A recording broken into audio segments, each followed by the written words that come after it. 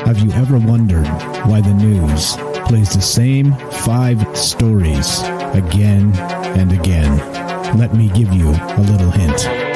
Brainwashing and repetition is the most basic form of brainwashing. Join me as we look at the news cycle and talk about why the mainstream media is so gutless and afraid to report the truth.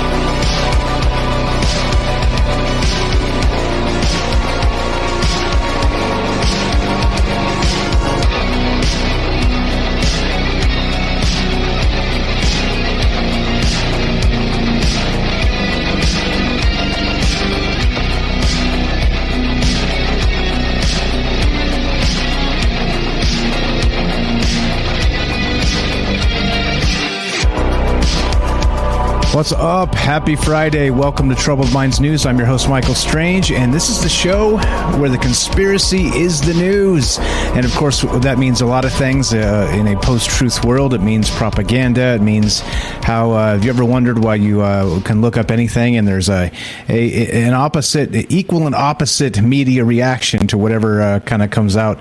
It's nuts. It's pretty crazy that, there's no such thing anymore. It depends on, you hire some liars, you hire some experts, expert whoever's or whatever's going on with let's say expert scientists, or you hire some expert legal analysts or whatever it is, right? And you pay them and you're like, hey, say this is your opinion, and they do, and then they write articles based on their expertise, which is really bullshit because, well, that's the world we live in. What's up, Ross? I see you there. What's up, James, and also Eli, first, second, and third. What's going on, guys? Hope you're well.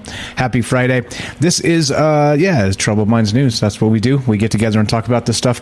As usual, right? Transparency is important to me. And if you want to come at me, bro, or just say hi, 702-957-1037. That's 702-957-1037. Click the Discord link at troubledminds.org and we'll put you on the show. It's as easy as that. And there you go. It isn't really a come at me, bro situation, because usually we get pretty cool people in this chat, really cool people that call and contribute and actually want to think about things and not just fling mud, fling poo, as I like to say, like monkeys flinging poo at each other. Yeah, no, we don't have to do that as people. We can actually talk. We can actually consider that we may be wrong in our opinions and hear what other people have to say, right? It's pretty strange that we're not the movie star of this world as individuals. We're just not.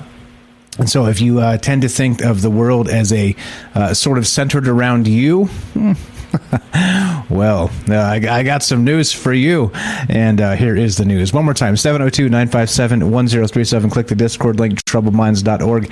Let's start here. Let's start with the Baltimore Sun. Yes. What's going on, guys? Hope everybody's well. Here is the link. And as always, right, you guys will see my links in the chat while we do this, and also in the description. When this hits the podcast feed, you'll see all the links there if you want to follow up and make sure I'm not making shit up, because I'm not. Okay, here we go. This is from the Baltimore Sun, and I fixed my thing, so I actually have screen transitions on my little pad here, so everything's good. Prosecutors with the U.S. Attorney's Office in Maryland announced Thursday that they have indicted a national security agency employee for allegedly sharing classified national defense secrets with a person working at a private company. Oh, man. Mark Eukenholz of Hanover is charged with 13 counts of willfully transmitting classified materials and 13 counts of willfully storing classified materials in a place where they aren't meant to be. Oh, okay. Prosecutors say Eukenholz, age 60, used his personal email address on 13 separate occasions to send information classified as secret and top secret to a woman working for an unnamed company. Oops. All the emails were sent between February 14th, 2018 and June 1st, 2020, according to the court filings. Prosecutors identified the recipient by her initials, RF, but did not reveal where she worked. It's not clear whether RF is facing criminal charges. The emails were uncovered after an FBI investigation, federal prosecutors said. Online court records do not list a defense attorney for Unkenholes, and attempts to reach Unkenholes on Thursday were unsuccessful. Yeah, you think? Unkenholes was an NSA engineer focused on encryption technology, and at one point worked on the agency's Signals Intelligence program. Signals Intelligence, or SIGINT, is government intelligence derived from hacking into foreign agents' communication systems, radar, and other devices. At one point during their correspondence, RF held a top-secret clearance with the NSA, according to court filings. Prosecutors say RF's clearance expired in July of 2019 when she changed jobs, and at no point was she supposed to receive classified material through her company email server. And there you go. There you go. There's that's the world we live in, isn't it? The government folks. I don't even know. Is this seem inadvertent? Like if this person he was sending emails to was actually cleared to get classified information, then it's kind of nitpicky, and then it expired or whatever. I don't know. Like, was it an accident? Was it intentional? I don't know. Yeah, exactly. That company should be indicted. Well, I think that's the thing here, right? There's all kinds of leaks. I mean, Marco Rubio's leaking shit on the daily. Him and his staff, everybody in Congress are just leaking things daily. And so, again, right, there's sanctioned leaks and there's unsanctioned leaks. And this is part of the problem I have with this justice system, and that some things are like, oh, yeah, that's fine. That's fine. Let it go, right? That's cool. But other things are like, get them, throw the book at them, right? Come on now, right? They're, as they say, no executive too big to jail, is what Hillary Clinton kept saying when she was running for president and got owned by one orange man bad. There are executives too big to jail, by the way, no matter what she says. Anyway, yeah. All right. Yep. So there you go. So 702-957-1037. Click the Discord link, troubleminds.org. Put you on the show. Easy as that. Here you go. This is from npr.org. You'll never believe this. Yeah. Maybe you will. Maybe you'll believe this. Rocket launchers were found in a trash can near a California school. Yeah. There you go. This is not the Ukraine. Right, or Ukraine. The older folks call it the Ukraine because that's what it used to be called. Now it's just Ukraine, right? We dropped the. I don't know. I can't figure out these damn rules. But anyway, this is not an April Fool's joke. By the way, real quick, regarding April Fools, can we just stop this? Can we stop? Like, Twitter is useless today. Like, literally fucking useless. It's like, okay, ha ha ha. With all the dumb shit you're going to put up there. Ha ha ha ha. Ha ha ha. No, come on. Look, I have a sense of humor. But shit, if we dedicate an entire day to just people making up bullshit, there's enough bullshit being made up on a daily basis. This gets old. This shit gets old. It's already old. It's not even like the evening yet over here in California. Not California. West Coast. I'm in Vegas, actually, not California. Just smack my face. Yeah, all right. So anyway, can we stop this April Fool's stuff? This is so annoying. Anyway, all right, let's go back to this. Rocket launchers, found in a trash can, not in the Ukraine, but in California. 2 rocket launchers and a practice grenade were found in a trash can at a residence near a California school earlier this week, authorities said. On Wednesday, Paris Station deputies responded to the 32200 block of Leon Road, Winchester, regarding a military ordnance found in a trash dumpster. Yeah. The Riverside County Sheriff's Department told NPR. The location was less than a mile from Liberty High School. Yeah. Right? Inside the dumpster were 2 empty, one-time use disposable AT-4 launcher tubes and 1 inert practice grenade that was cut in half. Quote, although the launcher tubes are illegal to possess, they were not a safety hazard and there was no threat to the community, the department said.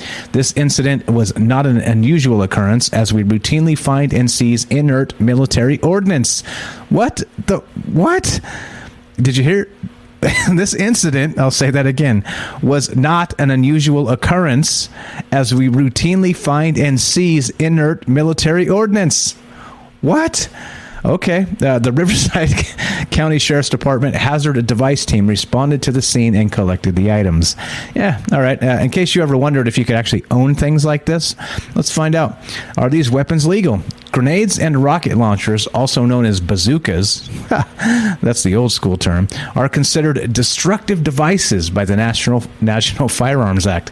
They are also classified as firearms and are therefore legal with proper registration. Oh, okay. However, states and localities have the power to further regulate or outlaw the weapons in their jurisdictions. That doesn't sound very hashtag 2A friendly to me. Anyway, possessing a destructive device is illegal in California if it can be proven in court who it belongs to and that the person knew it was a destructive device.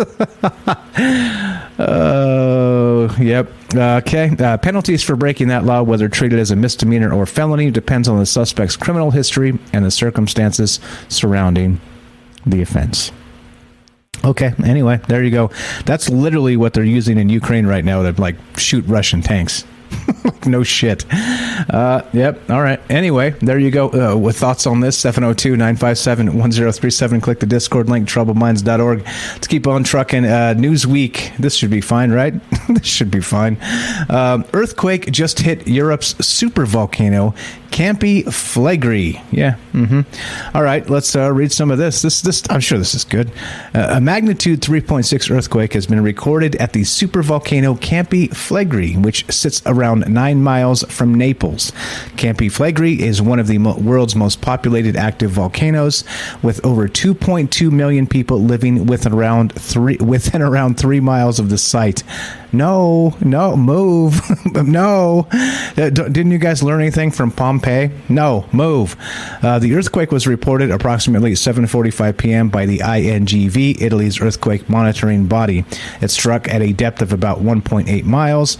The largest earthquake to hit Campi Flegrei in 2021 was a magnitude 3 in May. There was a magnitude 4 in 2017. The biggest earthquake to hit the area was a magnitude 4.2 in 1984. Volcanic activity in the region relates to the convergence of the African plate and the Eurasian plate. The volcano consists of 24 craters and edifices. Okay, all right. Anyway, there you go. Not just a volcano, a super volcano, right? Yeah, all right. Anyway, this should be fine. No problem. No problem at all. Let's keep on trucking. Let's go to SciTech Daily. You want to be part of the show? 702-957-1037. I actually started streaming on the other channel before Twitch today. So I was like, oh, oops, pressed the wrong button, the wrong profile. Anyway, here we go. This is this. Let's go here. Excuse me, cough button. SciTech Daily. Homing in on the Higgs boson's interaction with the charm quark at the Large Hadron Collider. Uh-oh, the LHC is back. It's back in business. Check this out. Since the discovery of the Higgs boson a decade ago, the ATLAS and CMS collaborations at the LHC have been hard at work trying to unlock the secrets of this special particle. In particular, they've been investigating in detail how the Higgs boson interacts with the fundamental particles, such as those that make up matter, that is, quarks and leptons. In the standard model of particle physics, these matter particles fall into 3 categories, or generations, of increasing mass, and the Higgs boson interacts with them with the strength that is proportional to their mass.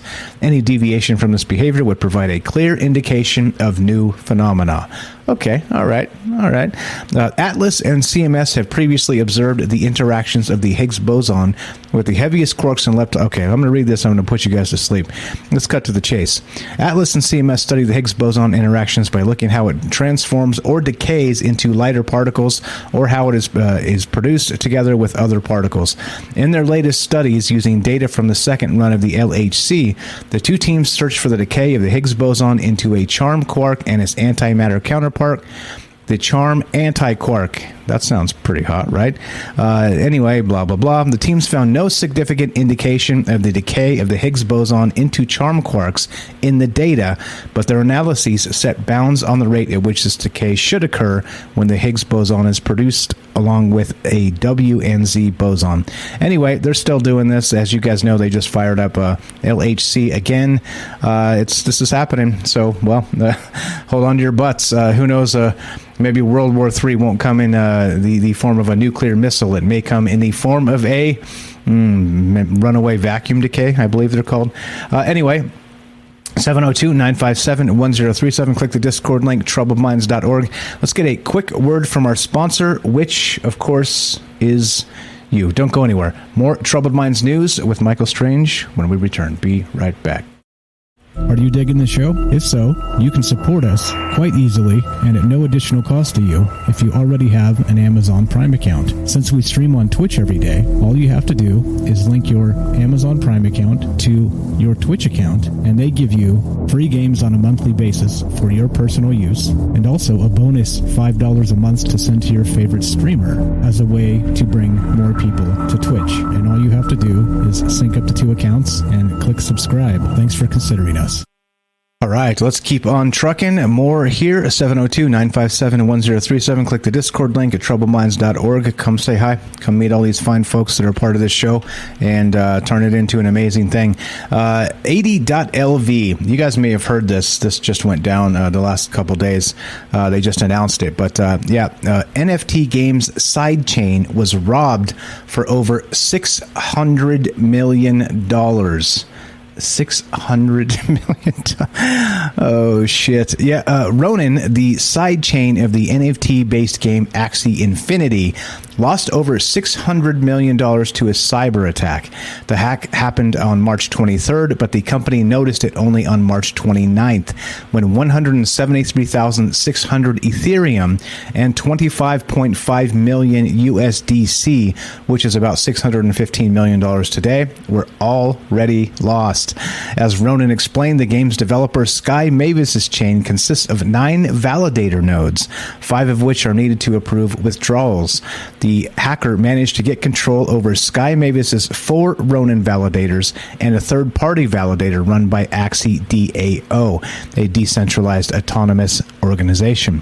It seems like Sky Mavis requested help from the Axie DAO to distribute, blah, blah, blah. Anyway, right now, Ronin is working with various government agencies to bring the attacker to justice. The company says the money is still in the hacker's wallet, which presumably means it will be easier to recover. Sky Mavis also promised to reimburse the affected users. Okay, there you go. Like I always say, if you can build it, you can hack it. And here we go. $600 million. Axie Infinity, by the way, is one of those crypto games that's actually booming. It's people are in third world countries are able to actually play this game at a better than a regular wage, which seems incredible to me. But well, here we go. This is the new world order of digital things and NFTs and whatnot. Until they pull the rug, of course. But well, I don't know. I don't know anything about that stuff. So there you go. What are your thoughts on that? $615 million. Ridiculous, right? My dog woke me up super early, so I'm got the Friday afternoon blues, and I need a nap. But let's continue, shall we? Let's go to sciencealert.com. Yep, one of my favorites. Check this out. This is pretty wild. If you look at this, surprising discovery reveals sand dunes breathe water vapor. What? Yep. All right. Desert landscapes. Okay. Blah blah. Let's just skip the intro paragraphs, which are just a pain in the ass usually. Just get to it, people. Using a super sensitive probe that took decades to invent, researchers have shown sand dunes regularly inhale and exhale tiny amounts of water vapor. The inhales are harder to achieve when the sand is drier, but when the wind flows over the surface of a dune, it carries off the top layer, creating a rapid change in surface moisture and pressure. As a result, evanescent waves of humidity from the atmosphere above flow downward. The probe used to detect this flow is so sensitive to moisture it can pick up tiny films of water on a single grain of sand. When plunged into a dune in the Qatar desert, the instrument was able to scan the temperature, radiation, and moisture in its surroundings on a millimeter scale resolution in just 20 seconds. These measurements were repeated every 2.7 minutes for 2 whole days, amassing a huge quantity of data. So there you go. That's pretty wild, right? You're They breathe water vapor. Maybe the desert is alive. Maybe there's sandworms down there. Who knows? You tell me. Let's keep on trucking. Speaking of Axie Infinity previously and that hack, check this out. This is from Yahoo News. Yep, Yahoo's still a thing. Elizabeth Warren calls for U.S. to create a CBDC. And when I first saw this, I was like, CBD. Is this like one of those? Nope, not what you think. A CBDC is you guessed it, what is this?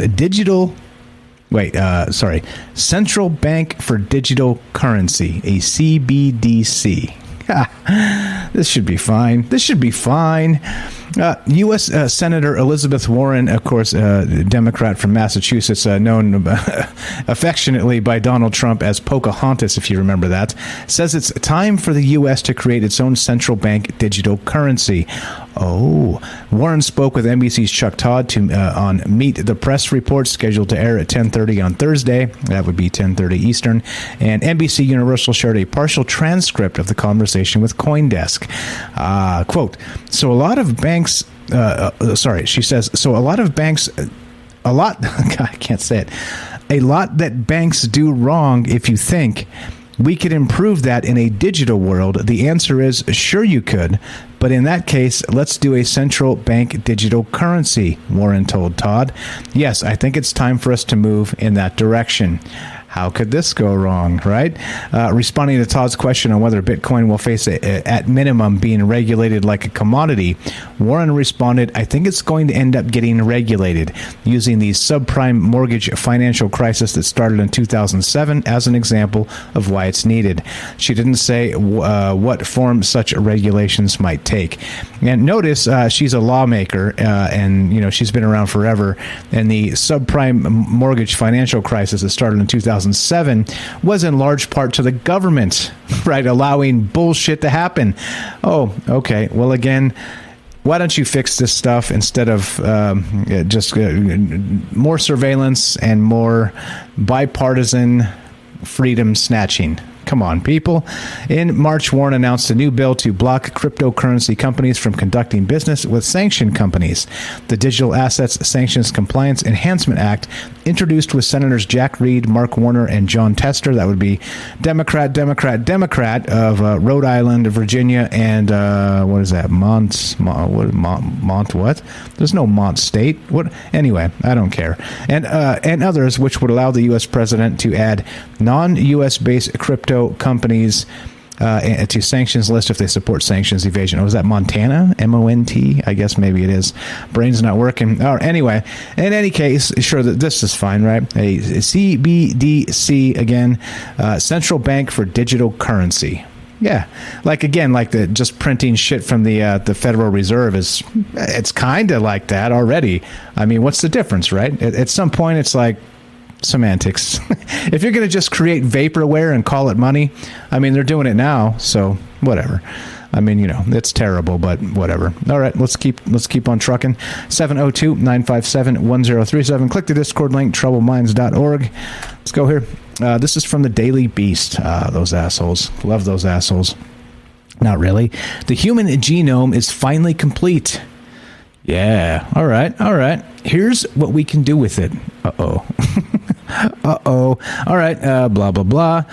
February 12th, 2001, scientists at the Human Genome Project unveiled a bold undertaking nearly 20 years in the making. A first draft of the sequence of the human genome. This early transition and its more complete version 2 years later gave researchers the ability to finally read human DNA. Since then, the blueprint of around 20,000 catalog genes has informed and transformed healthcare, making it possible for us to predict, diagnose, and treat genetic diseases like Alzheimer's disease and multiple sclerosis more precisely than ever before. However, there's been one final hurdle to overcome: decoding the entire human genome. All right. Anyway, they did it. Since then, scientists have come to realize junk DNA isn't actually junk. Yeah, no shit. I've been saying that for a long time now. Come on, people. How on God's green earth do you think that something so complex, just because you don't understand it, is junk? Get out of here. Instead, it contains a treasure trove of information linked to diseases like cancer and developmental disorders like autism. Yeah, no shit. What's going on?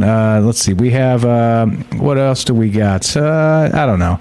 In a sprawling set of 6 different studies published Thursday in the journal Science, an international group of 100 scientists calling themselves the Telomere to Telomere Consortium, the T2T, sequenced the remaining 8%. They've patched up the enormous gaps in our book of life and provided new insight into human genomic health and disease. Well, let's see. Let's see if this actually fixes a lot of things or if it doesn't. I don't know. It's impressive. This is an impressive tour de force and a landmark accomplishment, said Lloyd Smith. Yeah, totally. 100%. But what are they going to use it for? That's the question, right? Use it for good, right? They're going to use it for good. Clearly, we got to trust the process, trust the science, trust the government. Just trust. I'm sure it's fine. This is going to be fine. 702-957-1037. Click the Discord link at troubledminds.org. We'll put you on the show. Easy as that. Let's go to, speaking of if you can build it, you can hack it. What's up, Reptilian Masochiste? Yeah. Do you know Ash, by the way? Maybe you know Ash. Anyway, this is from Gizmodo, right? Yep, gizmodo.com. And wouldn't you know it, you should probably stop using your Wyze camera right now. Oh, really? No. Hey, let me show you guys. All right, if you're watching on the stream, I highly recommend, because these cameras, right, are, well, hackable, that you have something like this that you can just cap your webcam and boom, there you go, right? Good old-fashioned cover that shit up, and there you go. Then they're not watching you. This webcam in particular that I got is a nice one, and I got it without a speaker on it as well. No microphone. So, which means when I have this mic here muted, this is the only microphone attached to my computer. When this is muted with a hardware mute switch, nobody's listening to me. Not through the webcam, not through this because it's muted. See, muted. You can't, again, hardware mutes, not software mutes, hardware mutes, and full on cover that shit up on your webcam. Anyway, gizmodo.com. You should probably stop using your Wyze camera right now. Yep. Why? Because they hacked the shit out of them. That's why. Here we go. So, update April 1st. Wyze has published a blog post in response to the controversy surrounding its recently disclosed security vulnerabilities. You can read it in full here.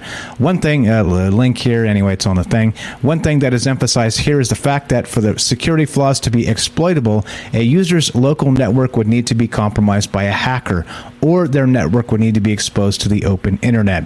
I'm sure that's never happens, right? This should be fine. They're saying, so it should be noted that the likelihood that your camera has actually been hacked is probably relatively small. Okay, all right, sure. And if you've updated the firmware on your V2 or V3 cameras, they are now safe for use. Oh, okay. I'm going to stick with the fact, I don't have one of these cameras. I have a different camera entirely. But I'm going to stick with the fact that you can just cover this MFR up and not even worry about it. That's what I'm saying. 702-957-1037. Yes, if you can build it, you can hack it. That's for sure. Where are we at time-wise? I think everything's fine. Let's do one more, and then we'll take a quick break. James, this is from Interesting Engineering.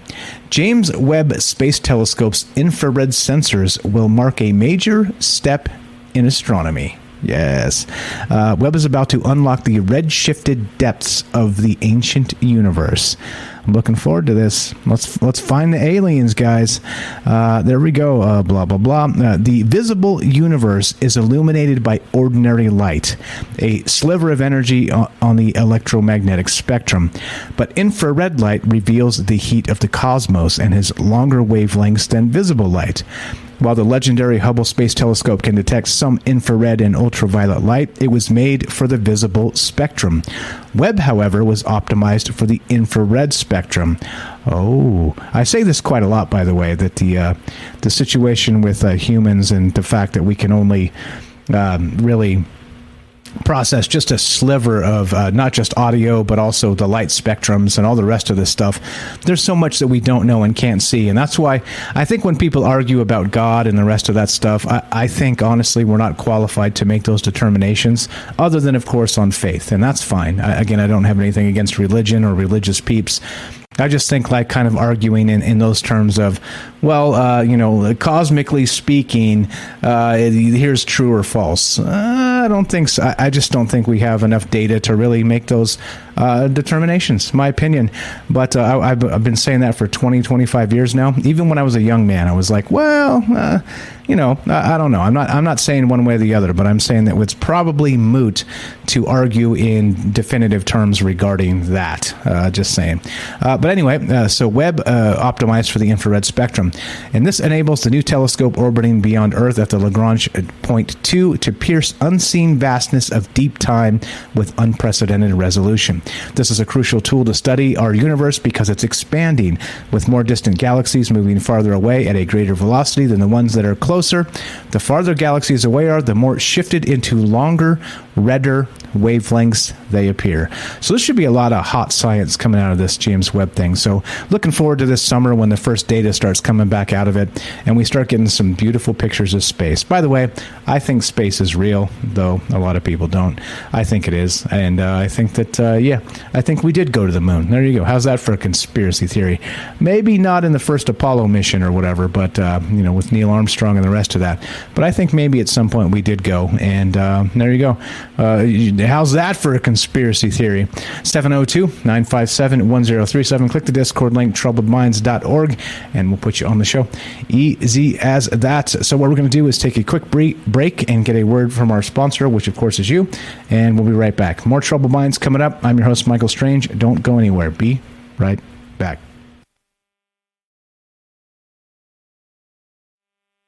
Welcome back to Troubled Minds News. Let's keep on trucking, shall we? There's always more news. There's always more news. Let's go to Science Alert. ScienceAlert.com. One of my favorites, actually. They don't do a ton of propaganda, only a little here and there. So here we go. Trust the science. The Science Alert. They will outlive us. How cockroaches survived the dinosaur-killing asteroid. Yeah, now we're talking. When the rock known as the Chicxulub impactor plummeted from space and slammed into Earth 66 million years ago, cockroaches were there. The impact caused a massive earthquake, and scientists think it also triggered volcanic eruptions thousands of miles from the impact site.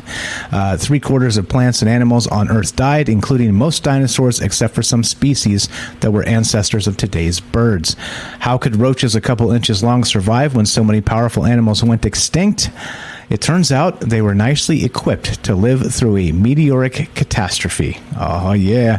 Yeah, all right. If you've ever seen a cockroach, you've probably noticed that their bodies are very flat. This is not an accident. Flatter insects can squeeze themselves into tighter places. This enables them to hide practically anywhere, and it may have helped them survive the Chicxulub impact. Yeah, all right. So when the meteor struck, the Earth's temperatures skyrocketed. Many animals had nowhere to flee, but roaches could take shelter in tiny soil crevices, which provide excellent protection from heat. The meteor's impact triggered a cascade of effects. It kicked up so much dust that the sky darkened. As the sun dimmed, temperatures plunged, and conditions became wintry around the globe. With little sunlight, surviving plants struggled to grow, and many other organisms that relied on those plants went hungry. Not cockroaches, though. Unlike some insects that prefer to eat one specific plant, cockroaches are omnivorous scavengers. This means they will eat most foods that come from animals or plants, as well as cardboard, some kinds of clothing, and even poop. Yeah, now we're talking. Hey, it's not a Friday unless you're talking about eating poop, you know what I'm saying? Having appetites that aren't picky has allowed cockroaches to survive lean times since the Chicxulub extinction and other natural disasters. Another helpful trait is that cockroaches lay their eggs in little protective cases. These egg cartons look like dried beans and are called Uthicae, I guess is how you say that, which means egg cases. Gross. Anyway, there you go. We talked a little bit about the cockroaches surviving impact events in the past, and now you know. Now you know. Hey, there you go. World War III, the cockroaches will outlive us. 702-957-1037. Click the Discord link, troubledminds.org. We'll put you on the show. Let's go here. Let's go to this. Did you guys see this? This is wild. Now, this whole Ukraine thing, right, is at least from the Western intelligence sources, and I know there's a lot of propaganda surrounding this, but there are some actual intelligence sources that seem to know what's going on. And by many accounts from even, I'm going to say mostly reliable people, because I don't think anybody is totally reliable anymore just because the data is flawed and, they're trying to hedge the information that comes out and whatnot. But anyway, check this out. This is wild. This is from the drive.com, and they're not the only ones reporting this, but these, Ukrainian Mi-24 attack helicopters fly daring cross-border strike on Russia. Now check this out, right? Check this out. This is the crazy part. What's up? Sorry, Cal. Is it really lagging out? That sucks. Anybody else having lag? Try lowering the resolution on I think there's a little wrench or a little settings icon on the bottom right on Twitch. You should be able to make it a lower resolution and then hopefully get less lag or buffering. Anybody else having problems with the lag or buffering? I'll tell you what, if Twitch keeps sucking with stuff like this and not actually doing a good job, well, then we'll move somewhere else. We got Rockfin. We got other areas. We can do the news show any other place. It doesn't have to be Twitch. So just letting you know. Let's see. It's a Twitch thing. Been doing that on and off for years. Yeah. Okay. All right. So there's a little wrench down on the bottom right of the screen, or a little gear thing. Just lower the resolution. Hopefully that'll help.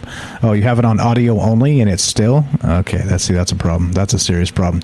Anyway, back to this, right? So yeah, they actually flew 2 helicopters 18 miles into Russia and blew up an oil depot, right? Okay, check this out. Details are very limited at this time and are likely going to change as more information comes available. Again, this is from thedrive.com, Tyler Rogaway. But reports indicate that a pair of Ukrainian Mi-24 Hind attack helicopters crossed low over the border into Russia early Friday morning and struck an oil storage facility in Belgorod. If these details stick, the pre-dawn strike is the riskiest direct attack on Russian interests outside of Ukraine by Ukrainian forces since the war began 5 weeks ago. It would also seemingly be the first strike launched by manned aircraft against Russian territory since at least the Korean War. What in the world, right? Okay, so this was reported, again, Belgorod, and they've got pictures of this explosion you can see over here on the right side, and everybody was wondering what the hell happened. And this is what happened. Two brass balls helicopter pilots flew over the Russian border 18 miles into Russian territory and hit this oil depot. What the hell, man? And then they escaped. They squeaked in, blew it up, and they squeaked back out. And there's again, I recommend you check this out if you're interested in this sort of thing. I thought this was pretty fantastic.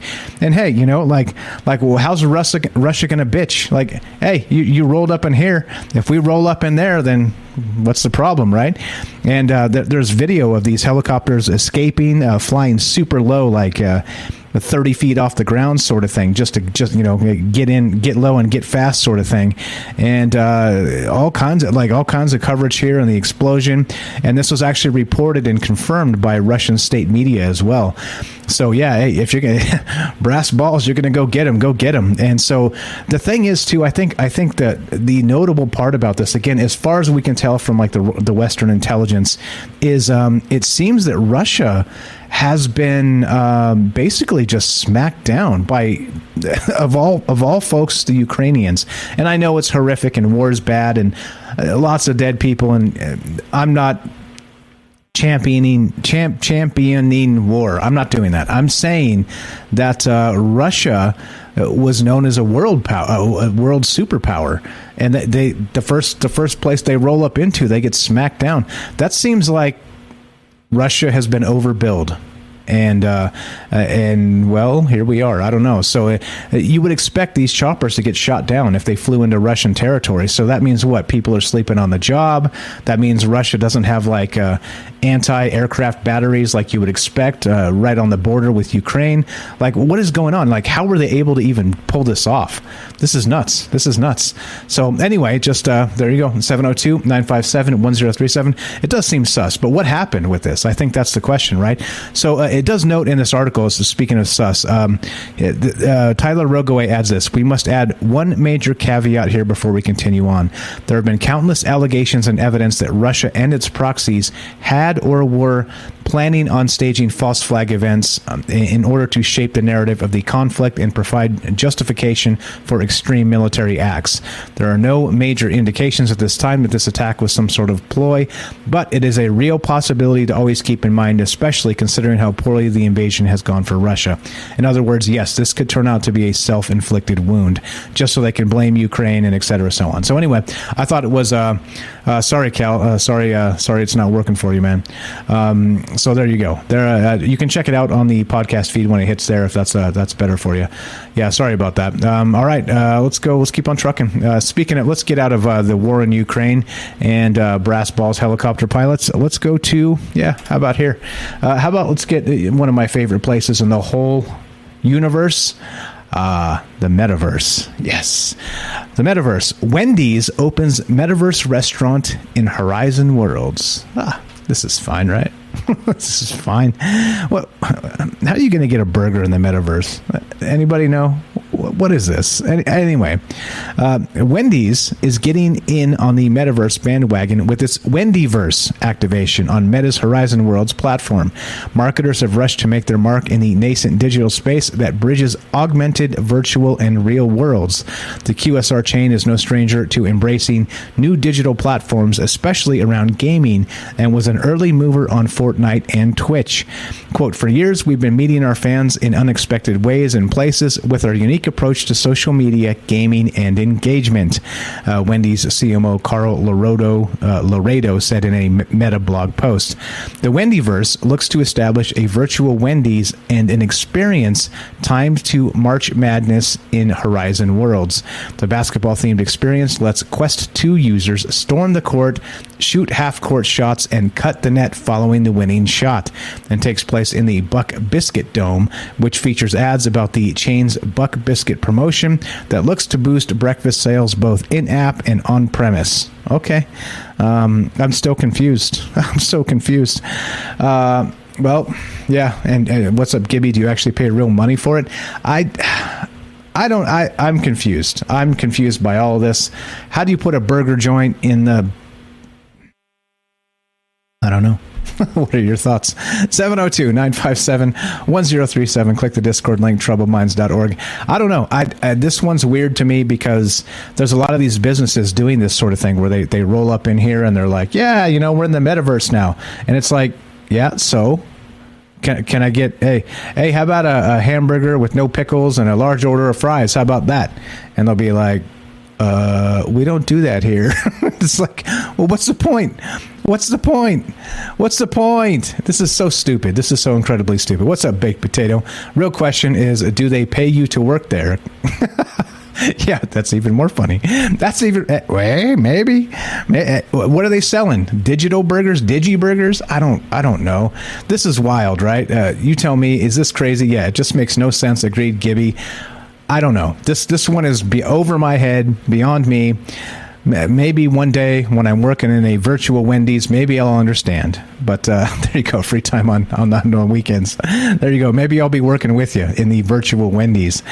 Yeah, you tell me. 702-957-1037. Click the Discord link, troubledminds.org. We'll put you on the show. WTF is this, right? What's up? James says, other than concerning me, all the meta stuff is confusing to me, but that's okay. With my light sensitivity, I doubt I'll ever get into the whole VR thing. Yeah, it is confusing. It's confusing as hell. I don't know. I don't have answers here. You know me. I'm not too into the answers. I'm more into the questions. Let's the question for that is, WTF is that? That's the question. Wendy's and the Wendyverse, whatever. Okay, let's go to New Scientist. And we talk about this a lot on Troubled Minds, just consciousness. Consciousness as a construct of not just within ourselves, but without ourselves, and those sort of larger ideas. And this one in particular, this is from New Scientist. Unfortunately, they do paywall the shit out of everything. And probably one day when I start actually slamming it. I will actually buy a subscription to New Scientist because they have so much good stuff, and it's all paywalled, and that sucks. But hey, like if they have nothing but good stuff and it's like a ton of not propaganda, I like it, and that's something I would pay for. So anyway, here we go. A new place for consciousness in our understanding of the universe. Yeah, cool. All right. Here we go. Let's see. A walk in the woods. Every shade of green, a fleck of rain, the sensations and thoughts bound in every moment of experience feel central to our existence. But physics, which aims to describe the universe and everything in it, says nothing about your inner world. Our descriptions of the wavelengths of light as they reflect off leaves capture something, but not what it is like to be in the deep woods. It can seem as if there is an insurmountable gap between our subjective experience of the world and our attempts to objectively describe it. And yet our brains are made of matter. So you might think the states of mind they generate must be explicable in terms of states of matter. The question is, how? And if we can't explain consciousness in physical terms, how do we find a place for it in an all-embracing view of the universe? And this is very much a troubled minds thing. Quote, there is no question in science more difficult and confusing, says Lee Smolin, a theoretical physicist at the Perimeter Institute for Theoretical Physics in Waterloo, Canada. It is also one that he and others are addressing with renewed vigor, convinced that we will never make sense of the world's mysteries. The universe's mysteries. Things like how reality emerges from the fog of the quantum world and what the passage of time truly signifies, unless we reimagine the relationship between matter and mind. Now we're talking. Now we're in business. Now we're cooking with gas, and this is worthy of a troubled minds conversation. And how do you? How do you really quantify the two things? There is, like I said when we started this show today, you're not the movie star of the universe. I'm sorry. It may seem like everything revolves around you, but it doesn't. So how do you really come to terms with those two things? Because, right, if you're experiencing it directly through your consciousness, it does seem like you're the movie star of the universe. But then everybody else has a similar way to experience that same feeling as well, right? So I don't know. I think this is a scientific conundrum. And what is consciousness? And is it with us or is it without us? I don't know. Is it all of the above? I think that's the craziest part. So very much troubled minds type stuff. Maybe this will spawn a troubled minds conversation next week or so. We'll see. We'll see as the other news comes out and develops. What's up? Robert says, some minds don't matter. Ouch. 702-957-1037. Click the Discord link, troubledminds.org. We'll put you on the show. It's as easy as that. Let's get one final break here and finish this up and get a word from our sponsor, which of course is you. Don't go anywhere. Be right back. More Troubled Minds on the way. Thanks for hanging out. Thanks for listening. Are you digging the show? If so, you can support us quite easily and at no additional cost to you if you already have an Amazon Prime account. Since we stream on Twitch every day, all you have to do is link your Amazon Prime account to your Twitch account, and they give you free games on a monthly basis for your personal use, and also a bonus $5 a month to send to your favorite streamer as a way to bring more people to Twitch. And all you have to do is sync up the two accounts and click subscribe. Thanks for considering us. All right, let's keep on trucking, shall we? Let's go to space.com, one of my other favorite sources here, because you got to love space. You got to love some space. They've been talking about this for quite a while now, this past week or 10 days, but the sun's acting up. The sun needs a talking to, because the sun is spitting out all kinds of solar flares. And wouldn't you know it, this is from 7 hours ago, the sun let out another flare, and the photos are stunning. Yes. Now we're talking. NASA's orbiting Solar Dynamics Observatory captured yet another solar flare blasting from the same overactive sunspot that triggered radio blackouts and stunning aurora displays on Earth earlier this week. The spacecraft, which watches Earth's parent star from 22,000 miles above the planet's surface, captured the flare, classified as a medium-strength type M, on Thursday, March 31st at 18:35 GMT or 2:35 Eastern, I don't know, EDT, I don't know what that is, where that is. Anyway, the Solar Dynamics Observatory images the sun's entire disk across a range of wavelengths every 10 seconds, providing pictures with a resolution 10 times higher than that of a high-definition television. That's sweet. The colorized image in particular shows the flare in the extreme ultraviolet part of the spectrum that highlights its high temperature. See if we can get there you go. Here's your photograph. Let's do this. Here's your photo. I got your photo right here. Check this out. This is absolutely bam. That's pretty sweet. That's pretty sweet. Solar flares. Yep, fry those bitcoins. But exactly right. So yeah, this is pretty wild. This is good stuff. There's the image again. If you want to check it out on a full resolution screen, I recommend it because why not? Let's see, blah blah blah. According to the Met Office, another CME, that'd be coronal mass ejection. This one associated with Wednesday's X-class flares due to hit Earth Saturday, April 2nd, and will likely give the polar lights another boost. Because Earth's magnetic field is the weakest above polar regions, the charged solar plasma penetrates deeper into the atmosphere in those areas. The interaction of the charged solar particles with the particles in Earth's atmosphere results in the glowing spectacles. The stronger the CME, the farther from the poles auroras can be observed.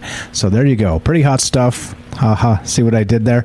And the sun is, it's acting up. The sun's acting up. Is it trying to tell us something?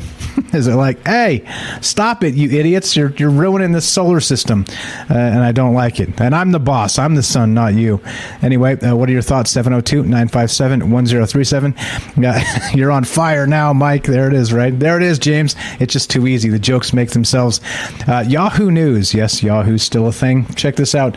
A pilot who lied about his flying experience to secure a job at British Airways was said to have been caught when he pressed a button no qualified pilot would. What? Okay, all right. This is fine. This is fine. A former British Airways pilot was sentenced to a year in jail after pleading guilty to falsifying his flying experience. He was handed a 12-month sentence at Snaresbrook Crown Court in East London, UK on Monday after pleading guilty to 4 counts of fraud and 2 breaches of the Air Navigation Order of 2016, which regulates safety standards according to the Civil Aviation Authority, and court documents seen by the Times of London. Yeah, right? How do you like that? Get your pilot being this guy. He's like, you're like, okay. How come we're flying sideways? What's going on?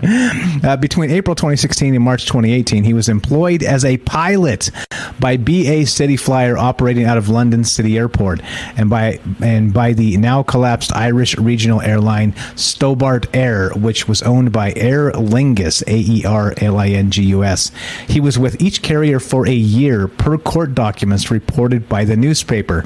Officials at BA City Flyer first became suspicious after an incident on the ground in Switzerland when the pilot pressed a button no qualified pilot would, a source told the Times without providing further details.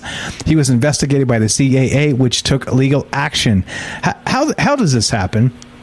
How the hell does this happen? This guy was this guy flying planes? Are you shitting me? He's like, yeah, I got this. I got this.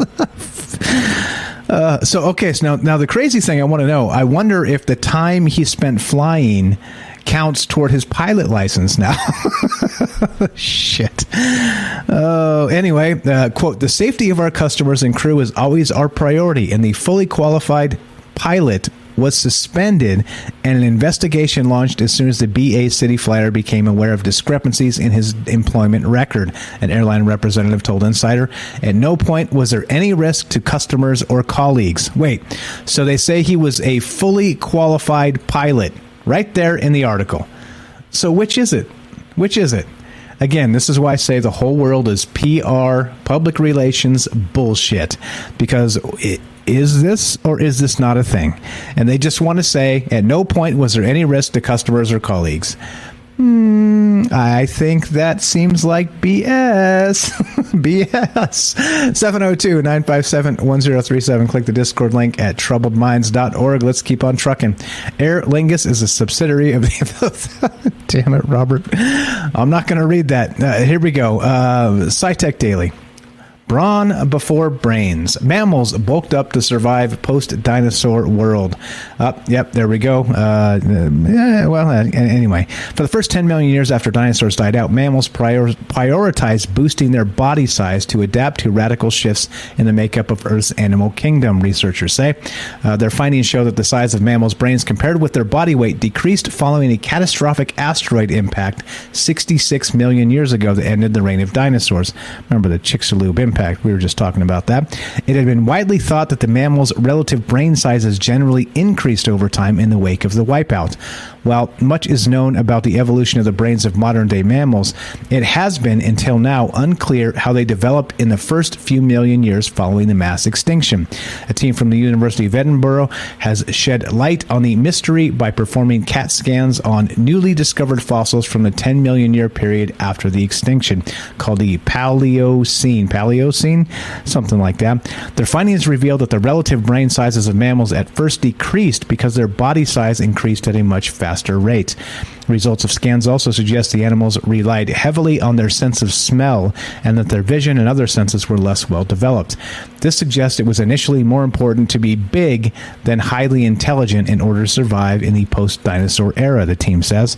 Around 10 million years later, early members of modern mammal groups such as primates began to develop larger brains and a more complex range of senses and motor skills.